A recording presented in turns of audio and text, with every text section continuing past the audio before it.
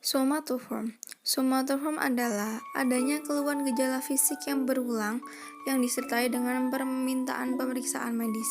Meskipun sudah berkali-kali terbukti hasilnya negatif dan juga sudah dijelaskan oleh dokter bahwa tidak ditemukan kelainan fisik yang menjadi dasar keluhannya.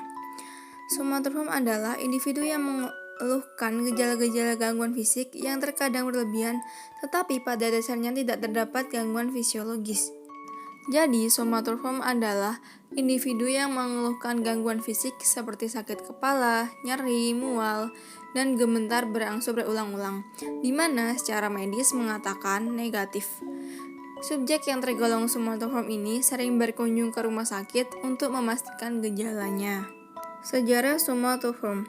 Pada awal tahun 1500 sebelum Masehi, dalam buku karangan Hippocrates menyebutkan bahwa somatoform itu adalah penyakit fisik yang terbatas pada wanita. Karena itu, gangguan-gangguan tersebut dinamakan histeria. Dan kata histeria itu berasal dari kata histerio yang berarti rahim. Hippocrates dan orang-orang Yunani pada umumnya beranggapan bahwa penyakit itu disebabkan oleh rahim tidak dipuaskan secara seksual. Karenanya ia berkelana ke bagian-bagian tubuh lainnya untuk mencari kepuasan. Hingga pada akhir abad ke-19 diadakan pendekatan-pendekatan baru terhadap gangguan somatoform, pertama oleh Charcot, seorang dokter Prancis, dan kemudian oleh Janet dan Freud. Charcot berpendapat bahwa dengan menggunakan sugesti, ia dapat menimbulkan dan menghilangkan semua simptom pada pasien-pasien wanita yang menderita apa yang dinamakan histeria. Horney menekankan bahwa kecemasan dan permusuhan yang timbul dari konflik-konflik kebudayaan merupakan penyebab penting dari tingkah laku neurotik. Hingga pada tahun 1980, pendekatan diagnostik histeria dihilangkan. Ciri gangguan somatoform. Ciri utama dari gangguan somatoform adalah adanya keluhan gejala fisik yang berulang yang disertai dengan permintaan pemeriksaan medis. Meskipun sudah berkali-kali terbukti hasilnya negatif dan juga sudah dijelaskan oleh 5 dokter bahwa tidak ditemukan kelainan fisik yang menjadi dasar keluhannya. Seandainya ada gangguan fisik, maka gangguan tersebut tidak menjelaskan gejala atau distres dan preokupasi yang dikemukakan oleh pasien. Macam-macam gangguan somatoform. Pada gangguan nyeri atau pain disorder.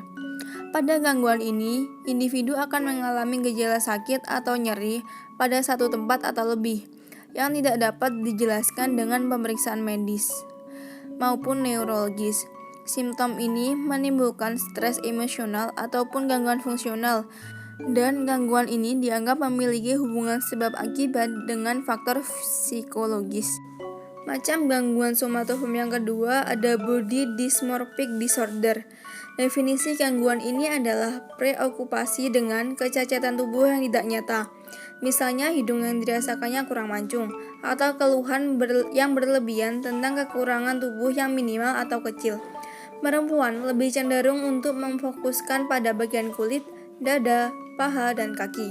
Sedangkan pria lebih terfokus pada tinggi badan, ukuran alat vital, atau rambut tubuh. Selanjutnya ada hipokondriasis. Hipokondriasis adalah hasil interpretasi pasien yang tidak realistis dan tidak akurat terhadap simptom atau sensasi, sehingga mengarah pada preokupasi dan ketakutan bahwa mereka memiliki gangguan yang parah, bahkan meskipun tidak ada penyebab medis yang ditemukan.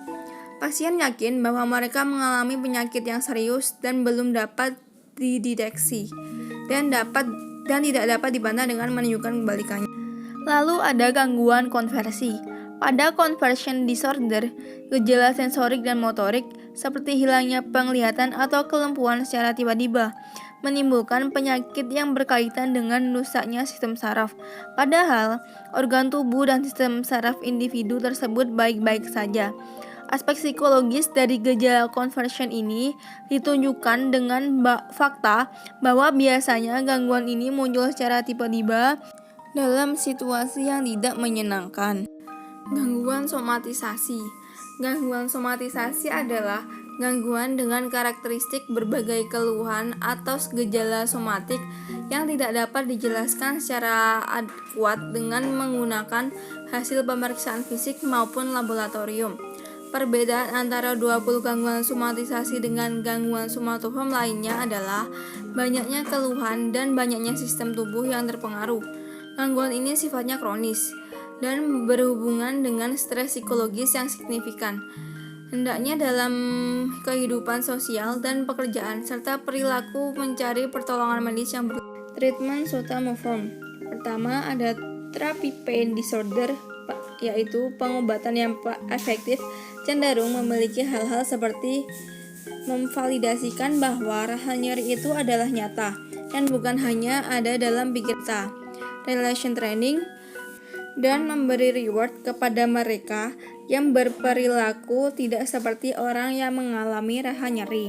Terapi hipokondriasis.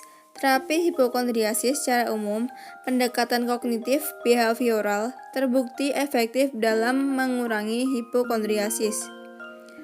Penelitian menunjukkan bahwa penderita hipokondriasis memperlihatkan biasnya kognitif dalam melihat ancaman ketika berkaitan dengan isu kesehatan.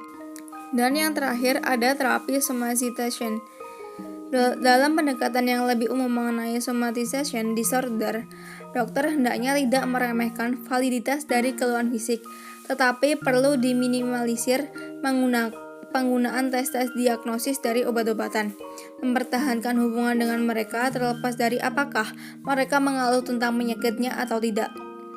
Penanganan gangguan somatoform secara umum, teknik kognitif behavioral paling sering pemaparan terhadap pencegahan respon rekonstruksi kognitif, secara sengaja memunculkan kerusakan yang dipersepsikan di depan umum dan bukan menutupinya melalui penggunaan hias wajah dan pakaian. Dalam rekonstruksi kognitif, terapi menantang keyakinan klien yang terdistorsi mengenai penampilan dan cara menyemangati mereka untuk mengevaluasi keyakinan mereka dengan bukti yang jelas. Sekian, terima kasih.